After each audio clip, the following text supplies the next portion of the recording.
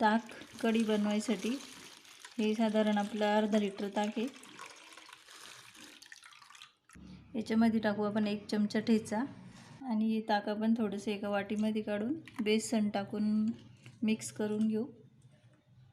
याच्यामध्ये टाकू 2 चमचे बेसन आणि हे चांगलं मिक्स करून घ्यायचं. अशा पद्धतीने आपल्याला चांगलं मिक्स करून घ्यायचं. याच्यामध्ये गाठी होऊ द्यायची नाही आहे. आता हे मिक्स केलेलं बेसन आपण या ताकामध्ये टाकून देऊ आणि चांगलं मिक्स करून घेऊ. वर आपण पातेलं ठेवू आणि त्याच्यामध्ये टाकू तेल. कढी बनवायसाठी तुम्ही तूप पण वापरू शकता. तेल चांगलं गरम झालेलं आहे. त्याच्यामध्ये टाकू अर्धा चमचा मोहरी. मोहरी अशी तडतड उडाली की नंतर जिरं टाकू.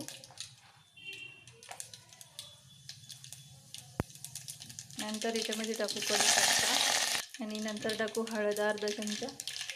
आणि आता हे ताक आपण जे मिक्स केलेलं आहे, बेसन टाकून आपण ताक जे मिक्स केलेलं आहे याच्यामध्ये ठेचा पण टाकलेला आहे ते याच्यामध्ये टाकून देऊ.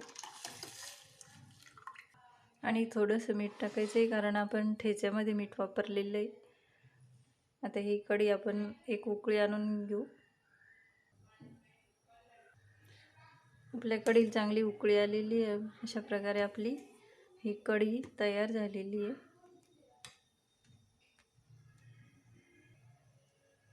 आणि वरून थोडीशी कोथिंबीर टाकू. अशा पद्धतीने आपली हेल्दी आणि टेस्टी कढी तयार झालेली आहे.